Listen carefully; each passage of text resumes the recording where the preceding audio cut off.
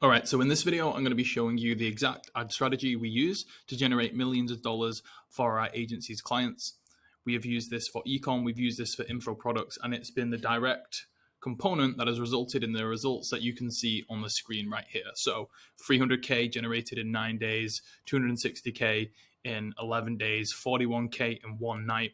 Like I said, I've been running ads now every single day for the last 6.5 years. So we've been able to perfect this process over the last few years and being able to apply it to different businesses, different niches, different products, different price points. And the systematic approach that we have to launching and scaling Facebook ad campaigns guarantees the profitability every single time. So what I'm going to do in this video is run over our overarching philosophy when launching, and then I'm going to go more into the detail and the nitty gritty so you can actually apply some of the stuff in the video. So first off, our approach to like the audiences that we use, we want to start niche first and then we want to go broad. The reason why you want to start niche first is because these are the lowest hanging fruit.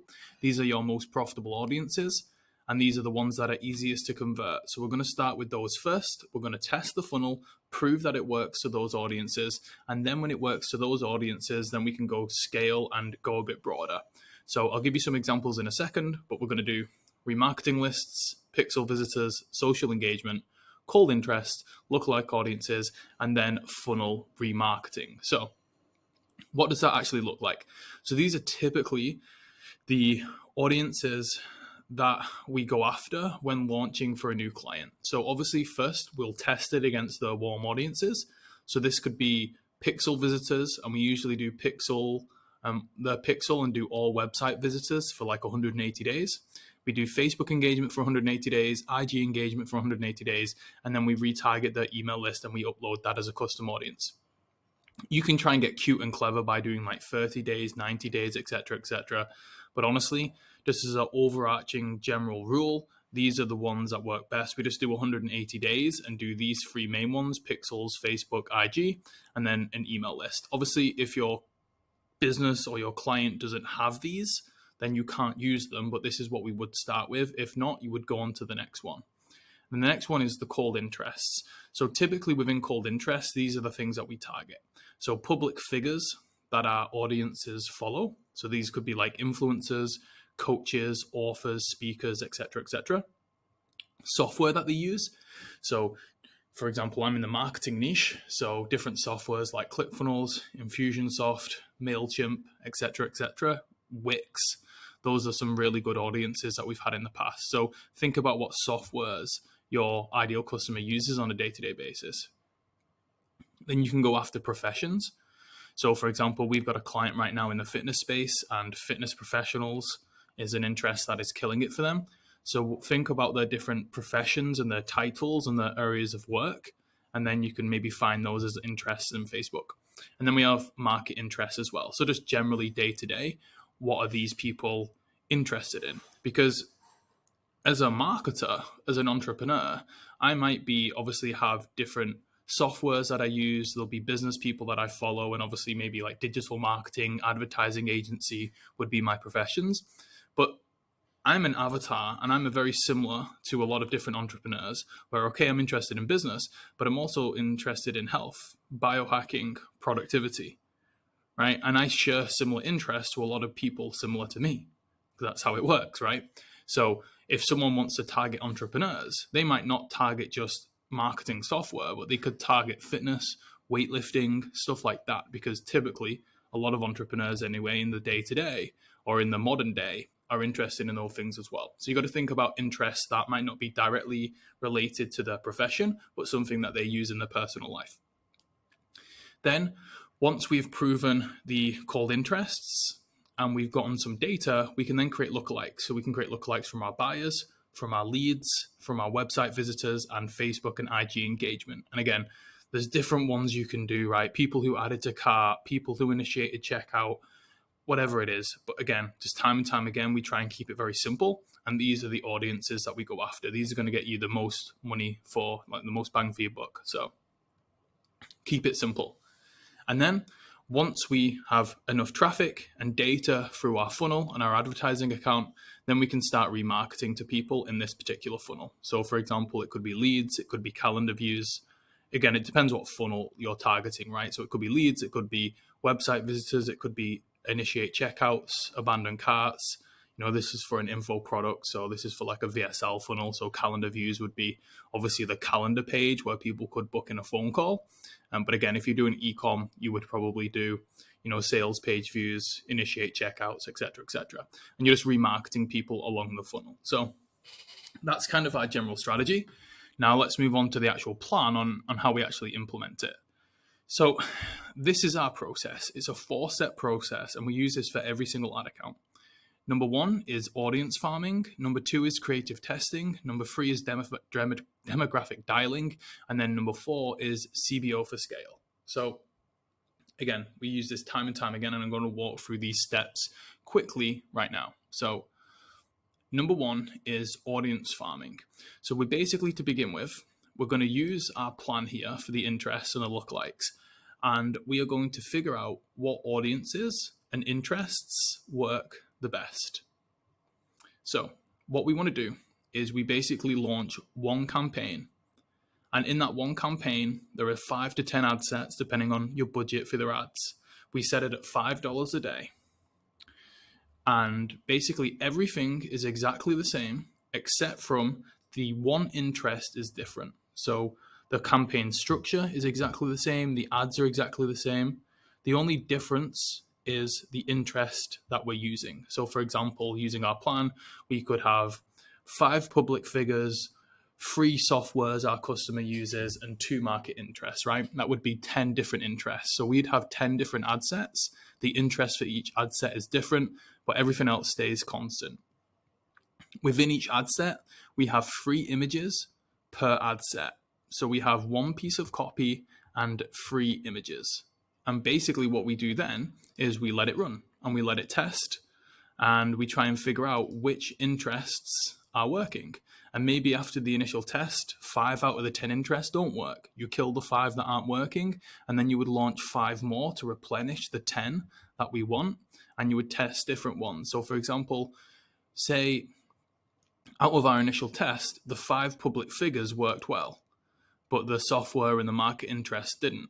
So we would kill the 5 that wasn't working, which would be the software and the market interests. And then we would launch 5 more public figures because our audience are responding well to the public figures' interests.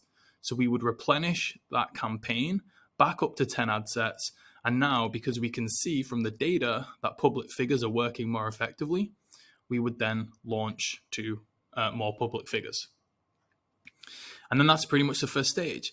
It is trying to find as many interests as possible that our ads perform well to.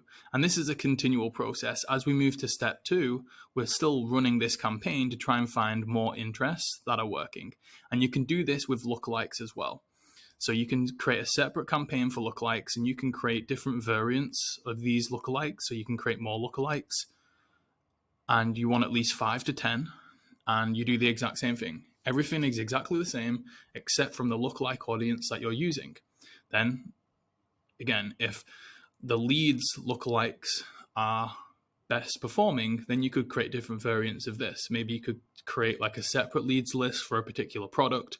Maybe you could create a 1%, a 2%, a 3% lookalike. Maybe you could create a lookalike if you're targeting the US. You could create a 1% lookalike from Canada, and you create different variants of this lead lookalike, and then you would replenish the ad set just like you did with the interests and try and find more lookalike audiences that are work. So we basically can have 2 campaigns, a cold interest and a lookalike. Obviously, if you're just starting out fresh, you're not going to have any data to create those lookalikes. So we always start with a cold interest, which is why we've got 1 campaign here.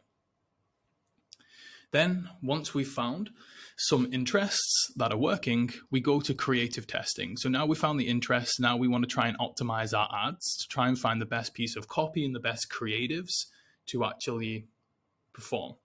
So we take the best performing interests, we duplicate it into a new campaign, and this is the creative testing campaign. And there's a few different things that we can test here, and it depends on your assets that you have for the business. So here right now, in the initial campaign, we tested 3 images and 1 piece of copy.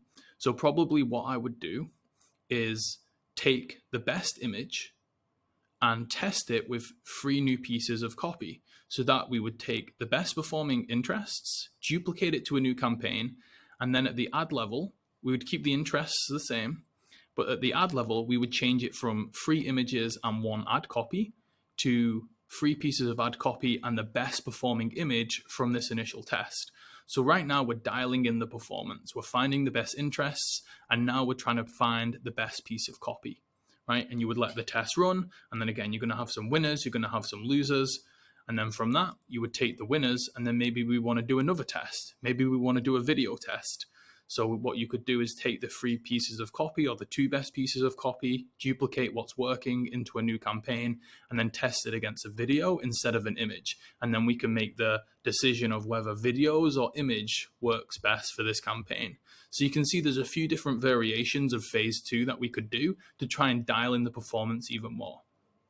Then we move into phase 3, which is demographic optimization or demographic dialing. And essentially at this point, we found the interests that work the best. We found the copy and image / video combinations that work the best. So right now we should have at least, a couple of pieces of copy that have performed the best, and maybe an image in a video, or maybe a couple of images, or maybe we just have one video that's working the best. Whatever it is, obviously it's going to differ per campaign. But at this point, we know which creative is working the best, and we know which interests are working the best, or audiences if we've got lookalikes as well. Then what we want to do now is optimize the demographic targeting. So this is basically hyper optimization. You don't actually need to do this, but if you really want to take your campaign a step further and really get it dialed in, you can do this step. What we're going to do now is optimize the demographics. So you're going to pick the best interests, you're going to pick the best creative combination, and you're going to launch a new campaign. And in here, what you're going to do is target different placements, countries, ages, and genders. Now, what you test here is going to be dependent on the data. You need to look at these previous campaigns, and you need to have a look. What placements are performing the best? Is it Facebook newsfeed? Is it Instagram stories? Whatever it is, right? You need to look at the data and see which one is performing the best. Maybe there's not a clear winner of placements. And if that is the case, then you don't really need to try and test it. But if you look at the countries, the same thing, right? If you're targeting one country, then this doesn't matter. But if you're targeting multiple countries, you can see which country is performing the best, and then you can create a campaign using the best audiences, using the best creatives, but only targeting that one country that is performing the best. And you do the same with age and genders. If you analyze the data and you can see that one particular gender or one particular age group is performing better than the rest, then get your best interests, get your best creative combination, launch a new campaign only targeting that specific age range. So at this point, we could create basically 2 to 5 new campaigns. One could be targeting Facebook feeds only. One could be targeting maybe US only. One could be targeting 45 to 65 plus, and one could be targeting females, right? You could do different stuff as well, like mobile only, etc., etc. But again, the decisions on what we test here is fully reliant on the data that we have analyzed in the previous campaigns. So at this point, moving on to phase 4, we've got our best interests or our best audiences. We've got our best creative combinations. We've got our best demographics. Now we can scale, because at this point, we've got multiple campaigns. We've got probably multiple ad sets that are working well. And what you want to do is now scale with CBOs. So we go to one of these campaigns, which is doing well. And from one campaign, we want at least 3 to 4 ad sets that are performing well. So if you've created a campaign that's targeting males only, maybe you go into that male only campaign and you've got 3 to 4 ad sets that are working well. If that is the case and they're in KPI, then what you can do is duplicate them into a CBO campaign. Now, it's important that what I like to do, it's not 100% necessary, but what I like to do is make sure that when we scale, we pick ad sets from the same campaigns. So again, this is a male only campaign. I would pick 3 to 4 ad sets from this campaign only. I wouldn't pick 2 from this campaign, 2 from this campaign, and 1 from this campaign, for example. I just like to keep it very clean. So go into all these campaigns that you've launched. If you've got 2 to 4 ad sets that are performing well and they're in KPI after the testing phase, then what you can do is duplicate them into a CBO campaign. CBO is campaign budget optimization, where you set the budget at the campaign level. I'm sure if you're watching this video, you understand that. And essentially what we want to do here is set the budget now we can large enough, because all of these campaigns at the ad set level, they've been running at $5 a day, which isn't a lot, right? A lot of these ad sets are really going to struggle to get out of the learning phase if they're at $5 a day. The point of these campaigns isn't to scale. It's just to test what works. Eventually these campaigns will die, and that is fine. The whole sole purpose of these campaigns is to see what works. Then when we see what works, then we scale with CBOs. So eventually these will die out because they're not going to exit the learning phase, but these CBOs will, because we're going to set the budget big enough that it gets out of the learning phase. Now, the learning phase is essentially, it needs enough conversions to get out the learning phase over a 7-day period. As I'm filming this video, the number of conversions an ad set needs or a campaign needs is 50 within a 7-day period.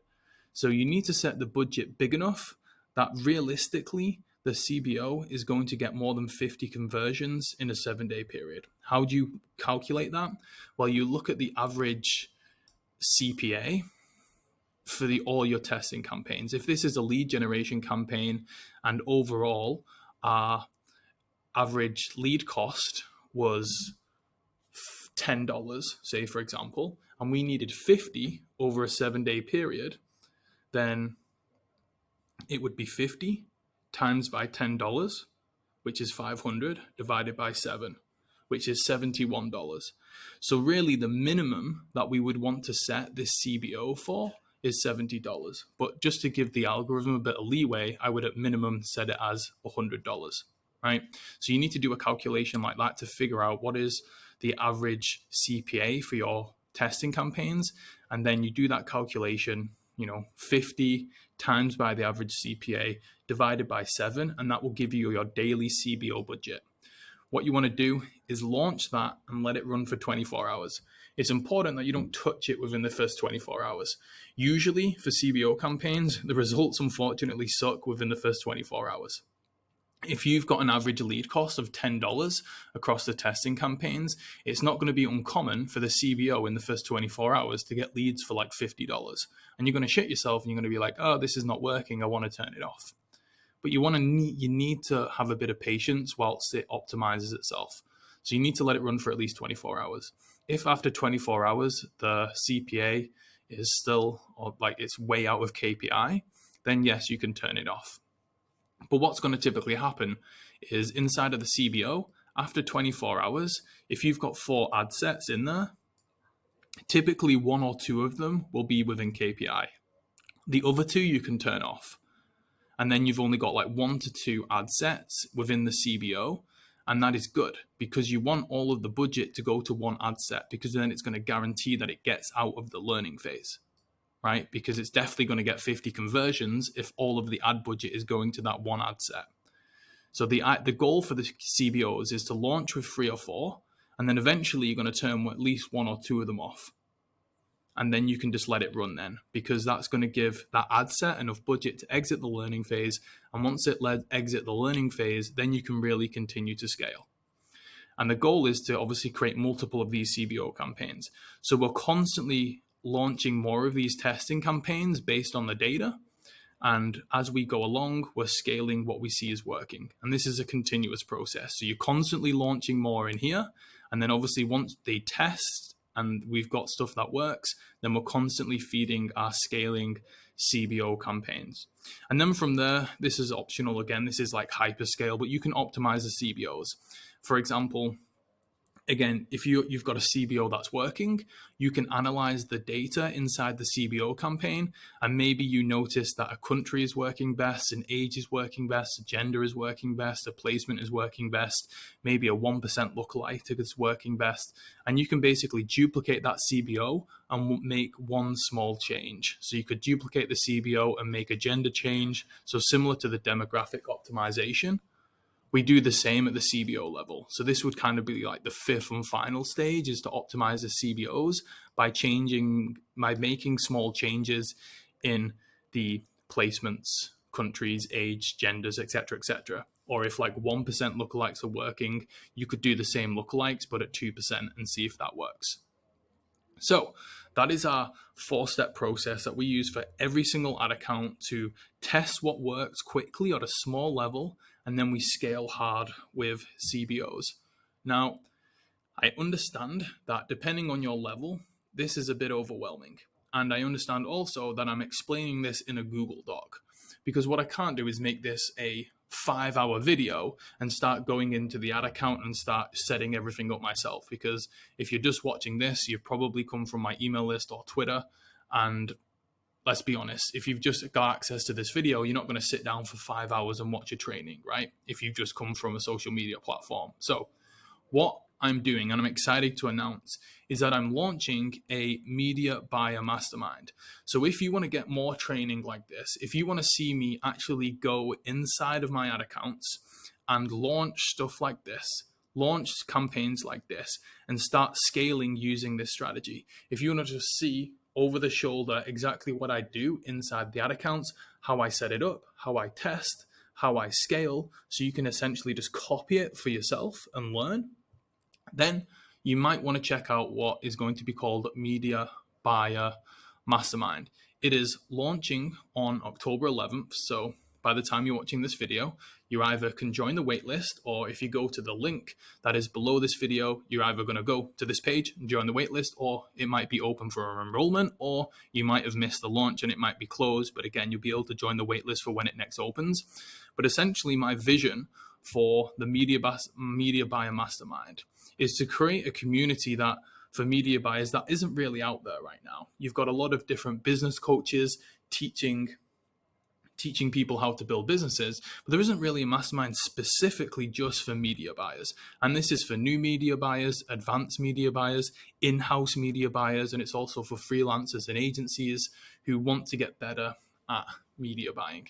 And it's basically going to be a community with training, coaching calls, online curriculum, a community where you can ask questions, add templates, copywriting frameworks, the whole lot. And it's basically going to be a community where we can work together, we can stay on top of the latest advertising trends and scaling strategies, so you can essentially stop the guesswork, stop hoping and praying, and just understand and learn what's working right now. So like I said, you can copy and deploy for yourself. It's going to essentially be the substitute for hiring an expensive agency that not everyone can do to run their ads for them. I've got an advertising agency myself, and I charge a lot of money for us to run people's ads. So it's a substitute if you don't have the funds to hire an expensive agency, or if you don't want to join one of these super high ticket masterminds that charge you like 12 to 20K a year to join. This is going to be all of that. You get the benefits of all of this, but it's going to be but at a fraction of the cost. So if you want to get the most high level media buying training so you can achieve your goals, and your goals can be multiple things, right? You can just try and become the best media buyer in the world. You can try and get a new career. You can fast track your career by getting a more high profile media buying job with a reputable agency, or you could get a different e-commerce business or an info product business to hire you full time. Or if you want to become world class and you can sign well clients by proving that you have the skill set of media buying, all of this is going to be covered inside the Media Buyer Mastermind. So if you're interested to learn more and get more details about how it's going to work, how much it's going to cost, and if it's right for you, then just go to the link below this video, join the waitlist, and I will be making the announcement at the time of filming this video. It's going to be next week on October 11th. And you will be first to receive the notification when the mastermind goes live, and you'll be the first to get all of the details. So if you're at least open to learning more about the Media Buyer Mastermind and how it will work, click the link below the video, join the waitlist, and I'll hopefully see you inside.